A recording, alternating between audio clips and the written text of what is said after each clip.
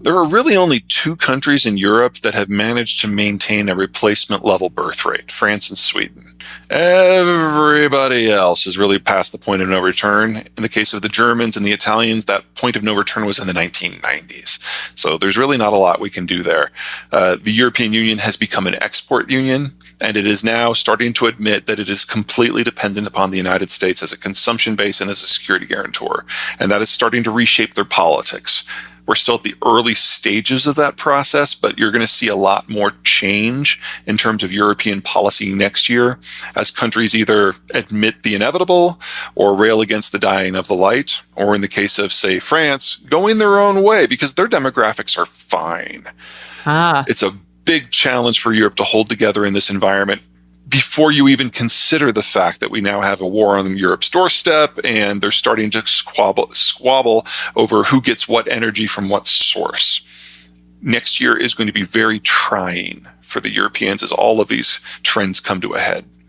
I mean, that's a tough one. Ultimately, the euro is a political project, not an economic one. Because to think that a monetary policy that is appropriate for Germany is appropriate for Greece, you know, if you had asked me this question before February 22nd and the war started, I would have said blithely that, of course, the euro is going to disintegrate because it was a political project, not an economic one. They've got all these differences, you know, those clash currents, and it just can't work. But then the Russia war, or the Ukraine war happened. And the Europeans are actually more united at this point than at any time since the Treaty of Westphalia in the 1600s. This has been a pleasant surprise to me. And, you know, since the euro is a political project, the Europeans choose to pay for that. And right now they are choosing to be united. And that generates a lot of hope on the political side that just wasn't there before. And in Europe, in any society where demographics are aging and old and the normal rules of economics break down, it's all about political choices. And for now, they're choosing to matter. Absolutely. And choices can make things better or worse. So a great example, of course, with the Ukraine war is the United States. Ukraine is not a NATO ally, but we saw an opportunity to destroy the country that has been pointing nuclear weapons at us for 75 years. And we're taking it. That's a choice. It's not free. It will generate more heartburn down the road, no matter how it turns out. But we are no longer in the globalization era where it's all about economies of scale and economic efficiency. That world was going to go away without any of these conflicts. The conflicts are just speeding things up. And now we have countries making choices that are specifically not based on economic rationale. That can go well, that can go horrible. Right now, the Ukraine war, still up in the air. It's going to be a little different everywhere, but it really helps to have borders that are not easy to roll tanks through. And it's very good to have land that allows you to grow your own food. Those are kind of like the two baseline ones. And so for the United States, we're pretty good. We've got deserts and mountains to our south. Even if Canada was hostile, we'd still have forests and lakes separating us from their population centers. And the greater Midwest is the largest chunk of arable land in the world. Beyond that, the only issue that we have ever had is on the other side of an ocean.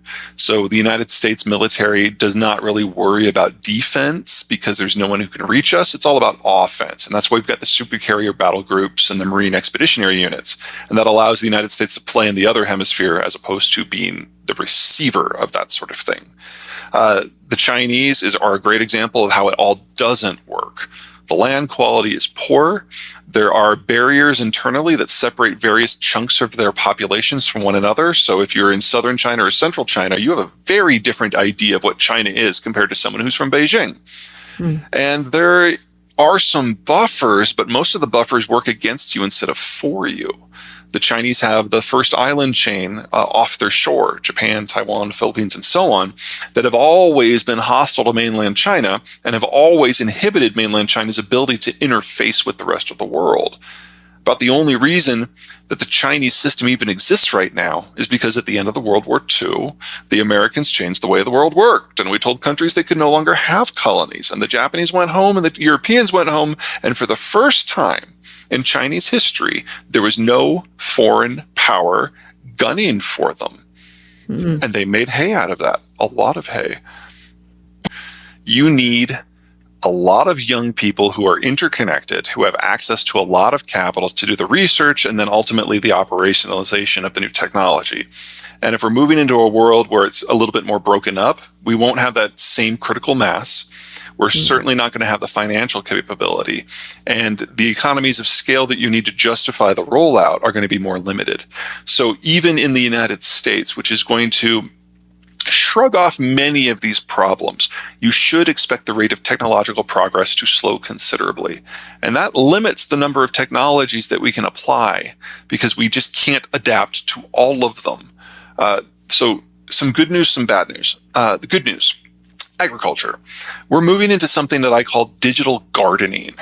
You basically have AI on your tractors and your modules, and you give individual attention to each individual plant. So they do something that's kind of like facial recognition to recognize the state the plant is in. Is it thirsty? Does it need fertilizer? Is it a weed? And then you squirt it individually, and it's all automated.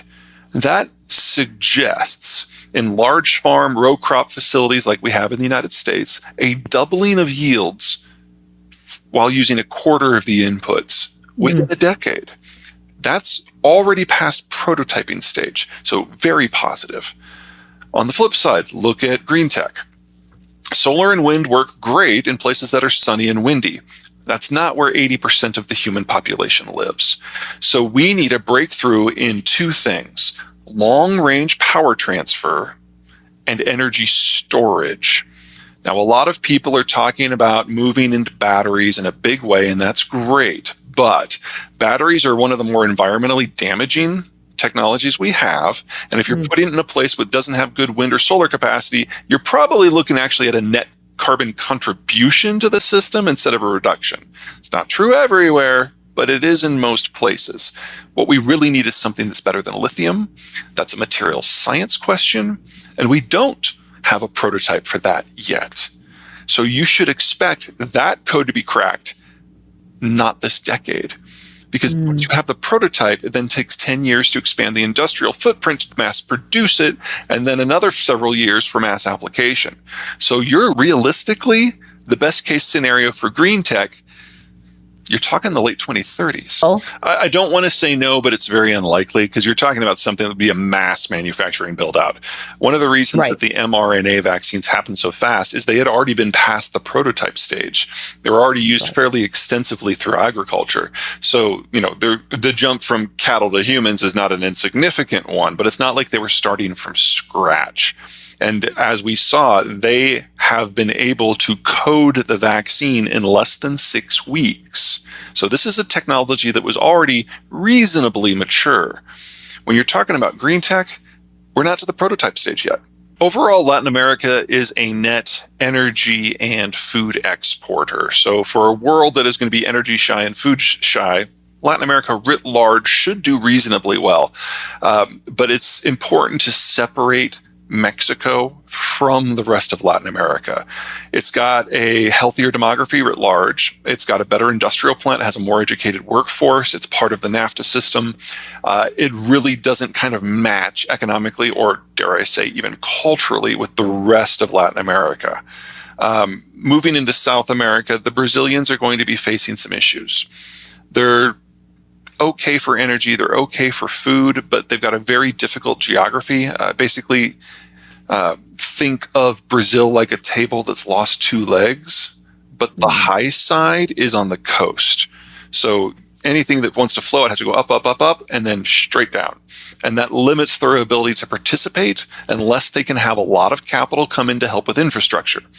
That happened in the last 15 years. That's not going to happen moving forward. So a lot of the value add we've seen in industry in Brazil is very questionable. I mean, we're not talking like a Chinese style collapse here, but the golden age is probably over.